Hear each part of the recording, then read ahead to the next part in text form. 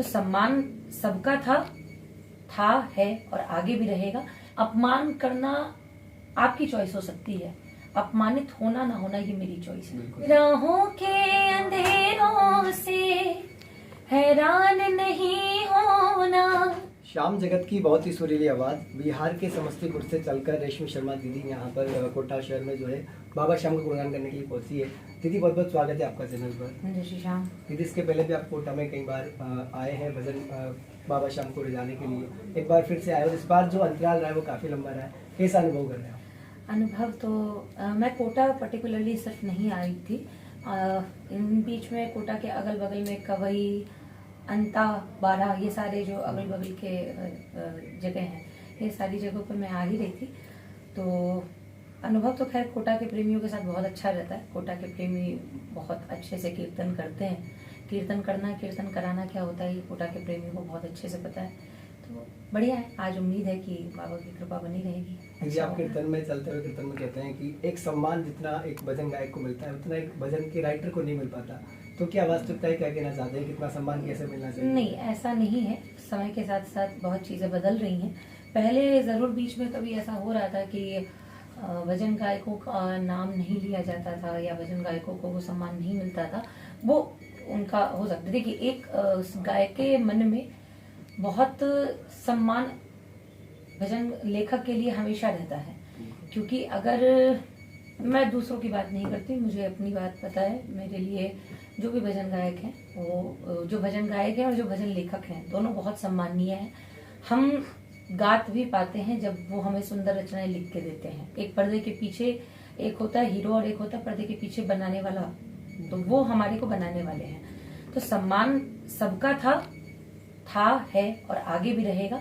हाँ, लेकिन एक चीज ये है कि हर कीर्तन में, हर भजन में लेखकों का नाम नहीं ले पाते हैं। तो इसका ये कतई कोई मतलब नहीं है कि उनके लिए हमारे मन में सम्मान नहीं है या उनके लिए हमारे मन में वो आदर भाव नहीं है। वो हमेशा से सम्माननीय नहीं, वो पूजनीय है हमारे लिए। और मैं तो फिर भी कोशिश करती हूँ कि मेरे किसी भी भजन में जो भी लेखक हैं उनके नाम ना छूटे। अपनी तरफ से पूरी कोशिश करती हूँ, बाकी तो इंसान गलतियां होती रहती हैं। दीदी, कोटा को शिक्षा की काशी कहा जाता है। कई सारे बच्चे अपना करियर बनाने के लिए, चाहे वो सही और नहीं, तो कोटा में आते हैं। और आप अपने जीवन का एक किस्सा चलते कीर्तन में भी शेयर करते हैं कि एक बार आपको अपमान का सामना करना पड़ गया था, तो किस प्रकार से हमें अपने अपमान को एक तरीके से अपना गोल बनाते हुए सफलता तक हम पहुंच सकते हैं, अपमान को यदि सीरियस ले लिया जाए? अपमान और सम्मान जो है ना, कभी भी इंसान का नहीं होता, वक्त का होता है। और दूसरी बात कि अगर अपमान को आप मानसिक एक बोझ के तरीके से लोगे तो वो आपको डिमोटिवेट करेगी।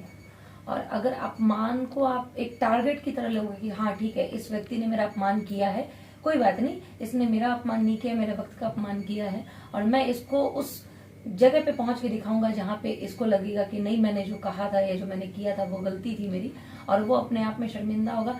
तो शायद हम अपने अपमान को अपनी ताकत बनाएंगे। कभी भी किसी चीज को हमारी कमजोरी नहीं बनने देना चाहिए। हालांकि ये कहने की बातें होती है प्रैक्टिकल लाइफ में, जब हमें भी अपमान का सामना, ऐसा नहीं कि पहले होता था, आज नहीं होता, आज भी होता है। कभी किसी के कारण, कभी किसी के कारण कुछ गलतियां हमसे भी होती हैं, कुछ गलतियां और भी लोग करते हैं। तो जहाँ पे आपको लगता है कि ये चीजें आप मतलब कंट्रोल कर सकते हैं, अपने गुस्से को कंट्रोल कर सकते हैं, तो जरूर करिए। और कभी ऐसा लगता है कि नहीं, किसी के कारण आपके आत्मसम्मान को ठेस पहुंची हो, तो उसको आपको पलट के जवाब एक बार, हाँ, सौम्य तरीके से, ऐसा नहीं है कि लड़ने वाली चीज हो, सौम्य तरीके से आपको जवाब जरूर देना चाहिए कि भाई आपने जो ये कहा है ये गलत कहा है। अपमान करना आपकी चॉइस हो सकती है, अपमानित होना ना होना ये मेरी चॉइस है। बिल्कुल सही, बहुत बड़ी बात बोली दीदी ने। दीदी, अंतिम प्रश्न मैं लेना चाहूँगा। अभी तक मैंने कई सारे लोगों के इंटरव्यू लिए और कई सारे भजन गायकों के भी इंटरव्यू लिए, उसमें मैं एक लास्ट क्वेश्चन मुझे रखता था कि अपना एक सुंदर सा जो आपका फेवरेट भजन है सुनाइए, लेकिन आज मैं आपसे कहता हूँ आप मेरा फेवरेट भजन की 2 लाइनें सुना दीजिए, रोती हुई आंखों। वो आपने जो लाइनें कही हैं और जो प्रश्न पूछे हैं उससे रिलेटेड ही लाइनें इसमें, और मैं वो लाइन नहीं बोलूंगी जो अभी तक सब सुनते हैं। वो लाइन है जो आपको मोटिवेट करेंगी।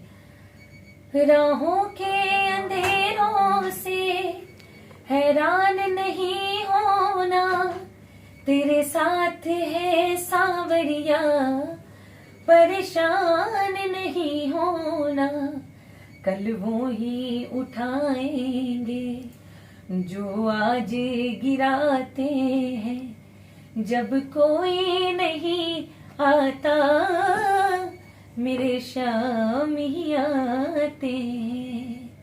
बहुत सुंदर दीदी, बहुत जय श्री सुंदर। Shyam. Thank you so much, इतने बिजी शेड्यूल में आपने हमें टाइम दिया। और यही कहना चाहूँगा कि दीदी को मैंने लास्ट टाइम जो पहली बार सुना था तो 7 साल पहले सुना था, तब ये भजन मैंने जब सुना था लाइव तो मेरी आंखों में आंसू थे। आज मैंने आपको फिर से लाइव सुना है। थैंक यू सो मच दीदी हमें समय देने के लिए। जय श्री धन्यवाद, श्याम। बहुत बहुत धन्यवाद।